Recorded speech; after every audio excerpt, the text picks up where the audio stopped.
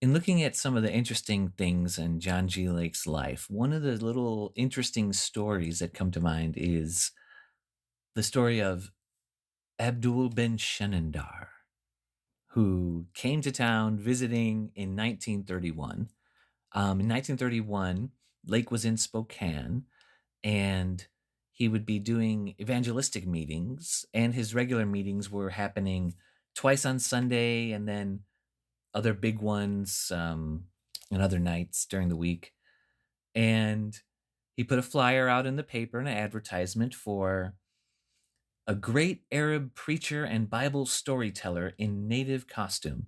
And there's a picture of a man in what would have been Arabian clothes at the time in the early 1900s, with a long beard covering the nose and chin and mouth, and a hat covering most of the head.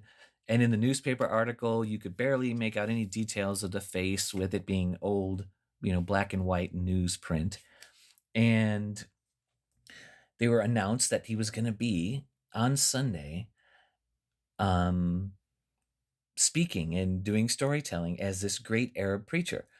And it was obviously something that, would be interesting for people who maybe you're for that church, and definitely for the newspaper people at the time. So there's an article then in the Spokane Daily Chronicle on November 25th, 1931, where they are they reveal, this is a couple days after the first meeting, they reveal that Abdul bin Shanindar is John G. Lake himself. And they tried to call to get an interview or explanation, and the guy who was there leading the meetings was like, "Well, you can't really talk to Abdul bin Shanindar." And then he called the station back, and he said that it was Dr. Lake, so it couldn't be there. And then Lake himself came to the newspaper place and spoke to them there, and told them that he is Abdul Ben Shenandar, and that he was registered with the Society of Arab Storytellers, and that he was the only Christian missionary that was ever allowed in that society, and that in 1911, when he was a missionary, he spent some time over there and met them and talked with them, and even visited and knew Lawrence in Arabia and the folks over there at that time, who were there in the British Army in WW1. But it was obviously, in looking back,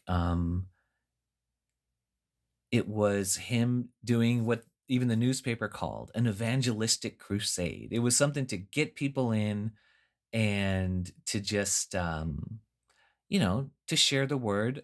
He, being such a creative and brilliant guy, no doubt would have also enjoyed playing the character. Um, but as can be the case, a lot of times, if someone has negative expectation or negative predilection towards something or somebody, they can only see the bad. They could only see deception or evil. And you see this so much these days with the people who criticize any spirit filled ministry or denominations they don't understand, or someone doing something they don't like. And I think that's silly. But today, possibly at that time, though I haven't seen any articles, and the um the way that this newspaper article was written in the Chronicle didn't seem like they were doing an expose to expose the fraud. They were kind of revealing what, no doubt, John G. Lake didn't mind revealing. I mean, and he said that he might not continue doing it because at the time people weren't enjoying it that much. He said that it wasn't going over very well. So apparently the people there in Spokane just didn't kind of enjoy that. There wasn't much else to do. So even the releasing of it in the Chronicle of the information would almost be another evangelistic thing to say, hey, well, let's go see John G. Lake dressed up as this guy. And I'd love to see that too. How cool would that be? Um, but so back then, whether the amount of backlash, I haven't heard if there was any, But now today, fast forward our 100 years later, where people are attacking everything spirit filled and they're attacking anything that has to do with healing or power.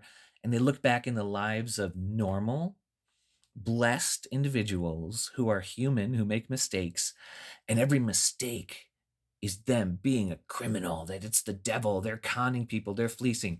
And every success, oh, that doesn't happen and whatever. It's so wild. It's ridiculous. It's the modern, it's kind of like the modern thorn in a lot of ways, that people would see something like that and exposing it, or a perspective like that, as anything that would either glorify God or set anybody free. But they create this individual in their head that is like, oh, I hear this story, and if this person made a mistake, and if this thing means the worst possible thing, then that individual that I created in my mind is going to be fleeced by this person, and then they're going to take all the money from this poor person that I put inside of my head, and they're just going to die sad and alone and broken, while this other person is rich sitting on a golden toilet. And they create this, it's a straw man, the straw man fallacy. They create this straw man type person in their head, with which they go, oh, they're conning, they're fleecing. But how those people today, and you'll see this on YouTube, and they'll be in blogs online, people will be, here was John G. Lake was exposed as a con man and fraud, pretending he was this other guy, and all this kind of stuff. When, the tiniest bit, well, yes, optimism and grace is key, but you don't really expect that from people who have their whole entire heart and life bent on just trying to criticize with the harshest words they can something that they don't like. And thankfully, there's not really that many around to really have to deal with them regularly. But in the online space, they can be loud and they can be pushy. So they would see this as this terrible, um, like this, putting it in this absolute worst light, when most likely and in reality, this would be and I'm firmly convinced, um, that he's doing the same kind of things that Amy Semple McPherson would do. Remember, she'd get from the LA Zoo, I think it was the LA Zoo at the time, agree with them, and she would bring in elephants and giraffes and stuff inside of the church when she's preaching on Noah's Ark. And just doing any sort of spectacle, some sort of entertaining way, so that it's just not church as normal, either to evangelize the lost or just to make the family time together fun. Just like if there was a family, or a family reunion where people are singing and playing and stuff. But the negative hearted people, because of that negative intention and looking critically for something bad, they can not only mischaracterize both John G. Lake and the people and newspaper, and completely lie, basically, maybe not on purpose, but allow themselves to lie about a historical thing, but also then take that negative thing, that misconception, that wrong perception, and then apply it to something else, like divine healing, like some other teaching or idea. And the way I'm presenting it, it's a very bad thing they're doing. But the question is really, do we ever do that sort of thing? Like, we might not do it for people that we like, obviously, and they wouldn't see the faults in the ministers that they like as much as the ones they hate, right? They're not making their own videos about all the weird stuff this Calvinist says or this cessationist says that goes against something that's been really proven wrong biblically. But we might do it within our own circles too. And there's ministers, like, now it's really cool to rip on Copeland and Benny Hinn.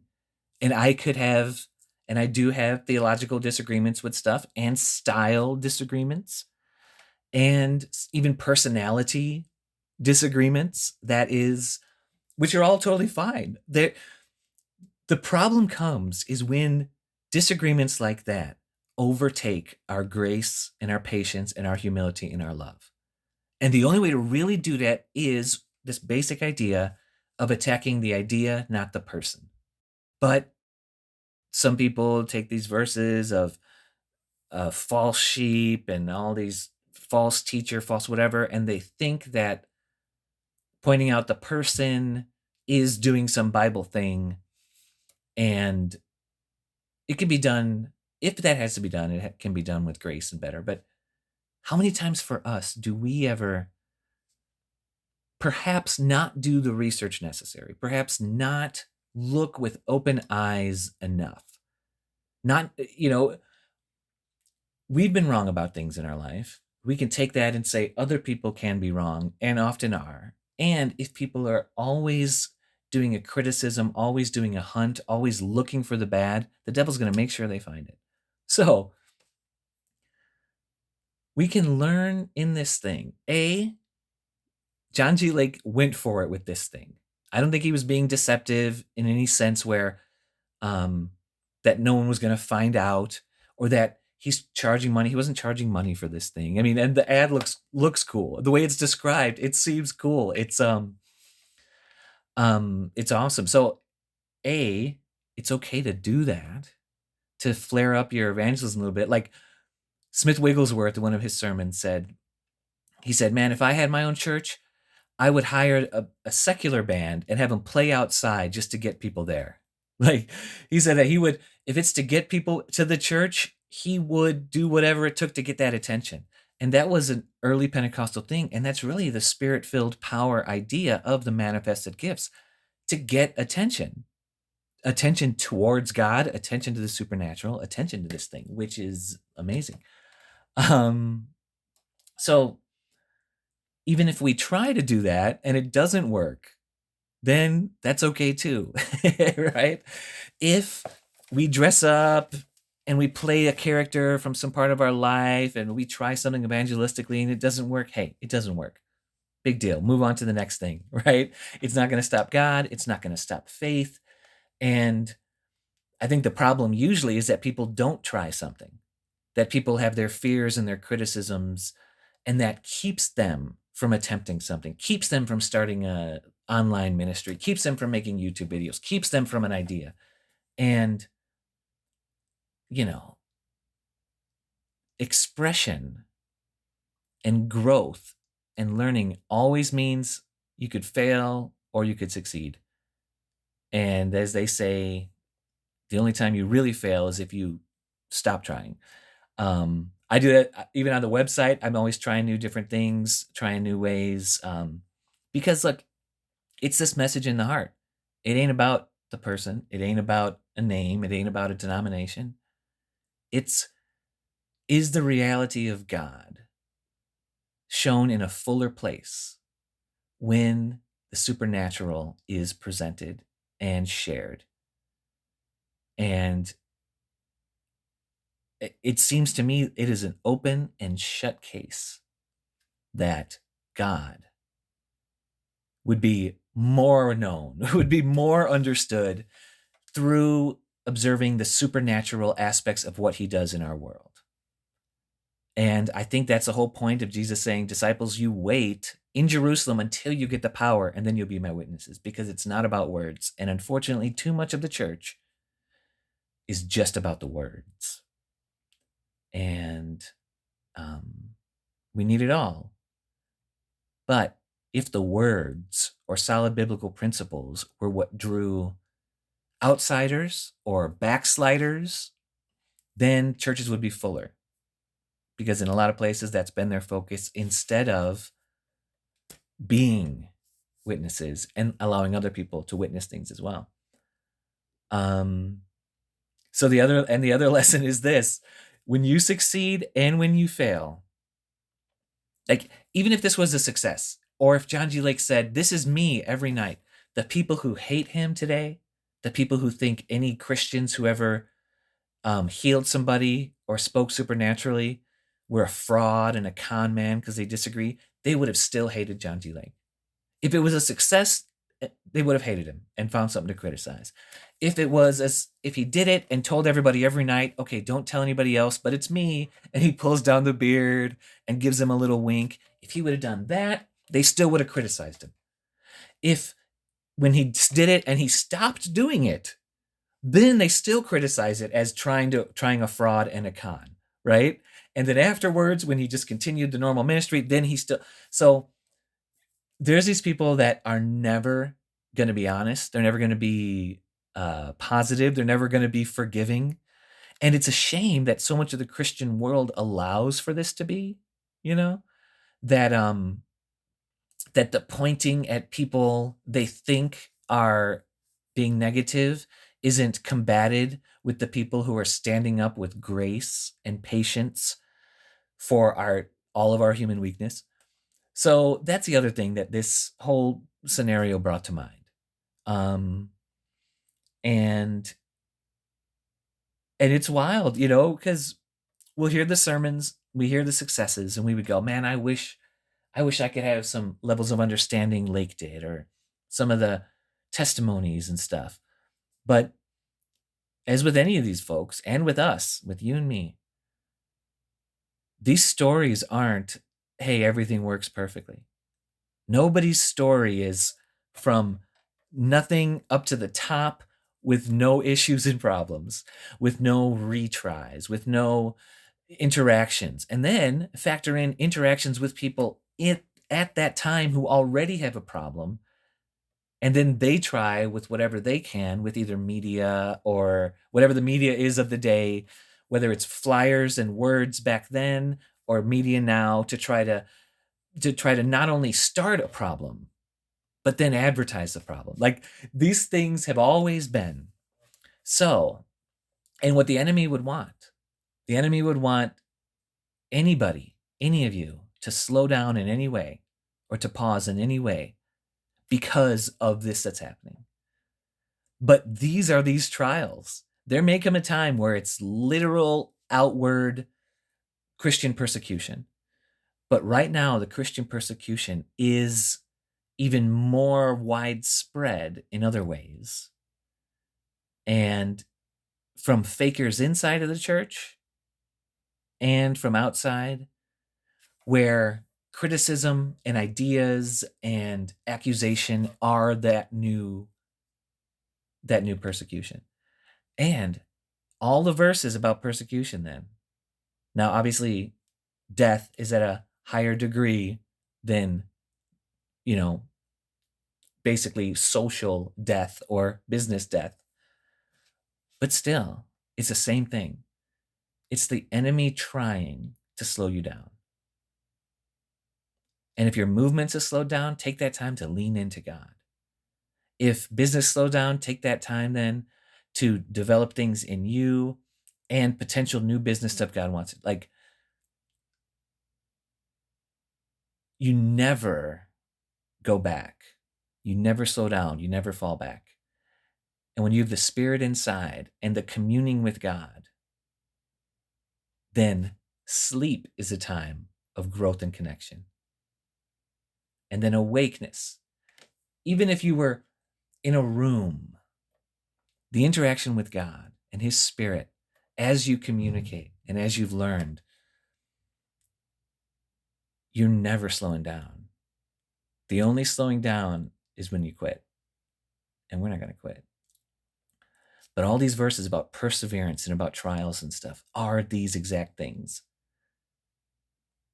And what the devil would have wanted and enemies would have wanted back then as now is for someone to say, I don't like this John G. Lake thing. I don't like this, even if it's God healing or not, even if they think it's all fake. I don't want this to happen. So they want to do whatever they can to convince other people not to include it, to erase them. And they can't. But look at that heart. Look at that mindset.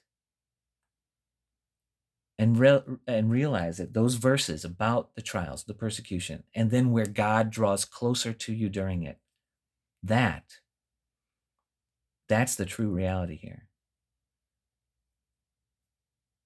Lake didn't stop when this thing didn't go over. It didn't cause failing. In fact, this was 31. He kept going on for more and years. and giving us some of the awesome sermons. By the way, which as just this last thing right around the time in the newspaper, how cool would it have been? This would have been just a couple weeks before this. Um, it says John G. Lake will be preaching this Sunday, and the topics are harnessing God and then letting God loose. So one meeting in the afternoon would have been John G. Lake preaching on harnessing God. And then the second sermon about letting God loose. And I have not found in any of the transcripts or in any of the historical places any sermons like any of those that were written down, but I would have loved to. And if anybody finds any, please forward them. That would be so amazing. But after reading so many of his and really appreciating his mind, I could sort of imagine, well, I could definitely see how the critics would take it, you know. And even in his titles, notice some of the titles for his sermons, he went for it. The titles themselves not only were just great titles, but they would say something that would shock potentially and hopefully shock the religious people and the powerless people out of that state of doing nothing. But you could imagine someone saying a sermon about harnessing God. You can't harness God. God is everything. He harnesses you. But understanding the baptism of the Holy Spirit and the power that then is in the Holy Spirit, which is in us. It's not about harnessing God and his limitations, but it's about having that within us and embracing it and having it within, so that, like the second sermon he was going to preach, letting God loose, would be that having that faith, knowing that he's in you, harnessing his spirit, his power, having that within, that then letting it out through healing, through words, is how God has chosen to interact with us in this day. Leave your comments. Let me know what you think. I love you. The Lord loves you. We'll see you soon.